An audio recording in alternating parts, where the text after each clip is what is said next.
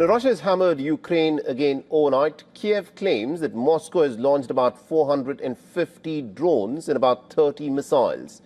The cities of Odesa and Mykolaiv went through some pretty intense bombardment, and parts of the towns lost power, leaving thousands there without electricity, and 3 Turkish ships became collateral damage. Our next report looks at Russia's latest barrage on Ukraine. Russia unleashed its Kinzhal hypersonic missiles.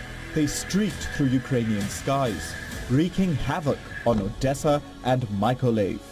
The Kinzhals were accompanied by more conventional missiles and, of course, Geran-2 drones. The Russian version of the infamous Iranian Shahed 136. The drones exploded at the port of Kornomorsk, engulfing 3 container ships in flames. They were Turkish ships, reportedly carrying food supplies. Turkey's President Recep Tayyip Erdogan issued a warning after the strikes. He said that the Black Sea should not turn into a battlefield. He said that it wouldn't benefit either Russia or Ukraine if that happened. Erdogan's comments came just hours after he met Russian President Vladimir Putin. Erdogan's office said that he had called for a limited ceasefire around ports and energy infrastructure. And the Turkish president insisted that peace is not far away.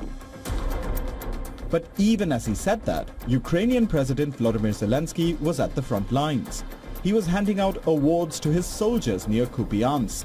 This was to celebrate Ukraine's Ground Forces Day.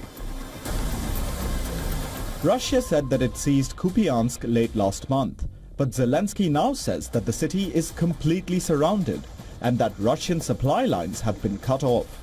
Ukraine released body cam footage showing its soldiers fighting to take the city back. Meanwhile, Russia's defense ministry released its own footage, purportedly showing Russian troops capture 8 Ukrainian cities over the past week. This reportedly includes the city of Siversk in the Donetsk region.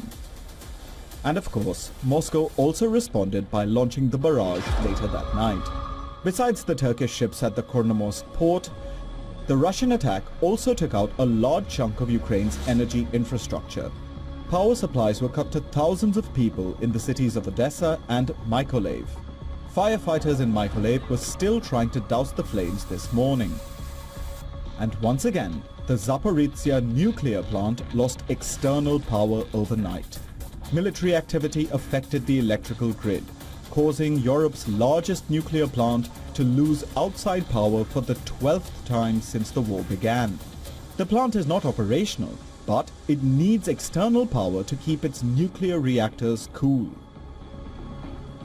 Turkey says that peace between Russia and Ukraine isn't far away. The US has been working around the clock to get a deal done. But will the participants be willing to make compromises and bring this disastrous war to a close? All right, now to put it in perspective, we are joined on this broadcast by Mr. Omer Oskizilchik, who's a non-residential fellow at the Atlantic Council. Mr. Oskizilchik, thank you very much indeed for joining us here on this broadcast. Now, Russia tried to target 2 of the Ukrainian ports, but in turn ended up damaging about 3 Turkish-owned ships of a company called Cenk Shipping. Now, many say that this is Turkey's ships ending up as some kind of a collateral in this Russian attack on Ukraine. How does Turkey view this development? Yeah, from the Turkish perspective, this is definitely troubling news. I mean, this represents a new escalation in the Ukrainian-Russian war, because we know that many nations were afraid of doing commercial activities with Ukraine and with Russia over the Black Sea. But some nations, as well as Turkey, were still, and most of Turkey were still engaged in commercial activities. And it was Turkey that in the past brokered the grain deal. And now seeing that the Turkish ships are being collateral damage and being hit during the war is something very troubling. So it indicates that economic safety, transportation, trade safety, and all kinds of commercial safety issues in the Black Sea region are quite problematic as of now. So, and this comes at the time when the Turkish president was meeting the Russian president to help to broker a ceasefire, at least a limited ceasefire between Ukraine and Russia, and as Turkey was mediating between both sides. So unfortunately, over the since the Trump administration inaugurated and took over, we have not seen a real result in the ceasefire negotiations and peace negotiations between Russia and Ukraine, and the war is more and more escalating. And this is something that Turkey has warned for quite some time, because we have now reached a point where Ukraine and Russia are not winning the war, but just harming each other. Right. Now, it is being reported that these Turkish-owned ships by this company, Cenk Shipping, were reportedly transporting food.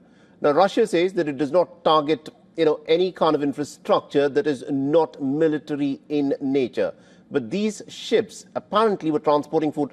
With that being the case, if a ceasefire is not reached, do you think the waters of the Black Sea could become pretty challenging to navigate in the near future, considering that both Russia and Ukraine have been trading attacks on each other's infrastructure facilities? Yeah, definitely. And this is the worry of Turkey, because we know that in the Black Sea region, the Turkish Navy is, as of now, the strongest naval force in the Black Sea, and Turkey controls the biggest chunk of the Black Sea as its exclusive economic zone.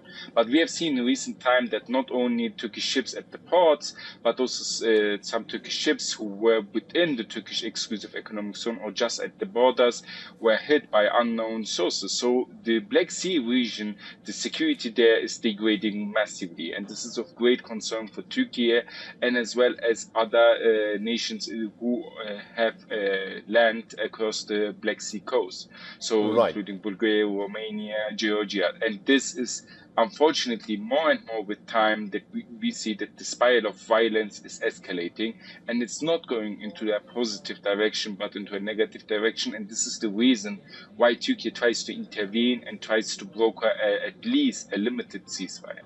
Indeed. Thank you very much indeed, Mr. Ömer Özkızılçık, for joining us from Ankara in Turkey and getting us that perspective there.